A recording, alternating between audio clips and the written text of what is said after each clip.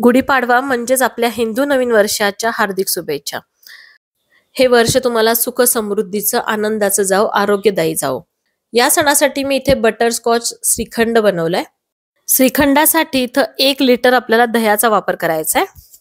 हे दही मी घरीच लावलेलं आहे, ताज्या दह्याचा मी वापर करतेय। आता हे दही जे आहे ते जवळजवळ 4 ते 5 तास आपल्याला अगदी छान पातळ सुती कपड्यामध्ये बांधून ठेवायचे।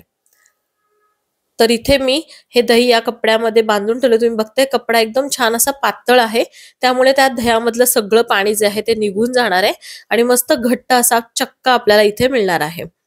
या सुती कपड्याला गाठ मारून घेतली आणि त्यावरती वजनदार म्हणजे खलबत्ता जो आहे माझ्याकडे तो मी इथे ठेवतेय आणि मग इथे जवळजवळ 4 ते 5 तास हे दही मी असंच ठेवलं होतं। आता बटरस्कॉच बनवायला सुरुवात करतेय। इथे नॉनस्टिक पॅनचा वापर केलाय, यामध्ये 1 वाटीभर साखर घेतलीये। ही साखर जी आहे ती मध्यम आचेवरती आपल्याला सतत हलवत राहायचंय।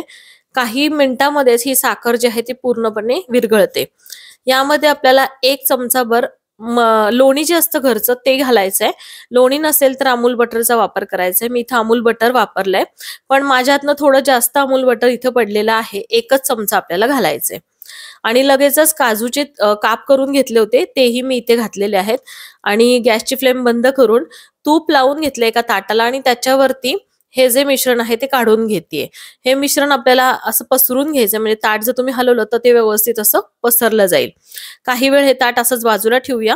आता आपण इथे चक्का कसा तयार झालाय ते बघूयात। मस्त 5 तास झालेले आहेत आणि चक्का तुम्ही बघताय मस्त असा तयार झालेला आहे। पाणी पूर्णपणे त्यातनं निघून गेलंय, भरपूर पाणी इथे जमा झालंय कारण सुती आणि छान पातळ असा कपडा मी घेतला होता। आता हा जो चक्का आहे तो एका बाउलमध्ये काढून यामध्ये पाऊण वाटी पिठी साखर घालतीये मी। तर आवडीनुसार साखरेचं प्रमाण तुम्ही कमी जास्त करायचंय। पिठी साखर आपल्याला चमच्याच्या सहाय्याने अलगद हाताने मस्त असं ढवळून घ्यायचंय, एकत्र करायची ती साखर। बेसिक श्रीखंड जे आहे ते इथं तयार झालेलं आहे। यामध्ये वेलची पूड आणि ड्राय फ्रूट जर घातले ना तर बेसिक श्रीखंड आपण खाऊ शकतो। पण आपण बटरस्कॉच इथं बनवलेलं आहे ते तुम्ही बघताय काही मिनिटांमध्येच कडक झालंय। आता हे बटरस्कॉच आहे ह्याचे आपल्याला चुरा करायचा आहे। तर चुरा करण्यासाठी मी इथे एका पिशवीमध्ये हे घेतेय आणि या पिशवीमध्ये घेऊन मी हे फोडून घेतेय। तर छान इथं असा हलक्या चमच्याने हे फोडून घ्यायचं। मस्त चुरा आपला बटरस्कॉच जो आहे तो तयार झालेला आहे। मला ना सर्दी खोकला असल्याने थोडासा माझा आवाज तुम्हाला नीट येत नसेल तर माफी असावी।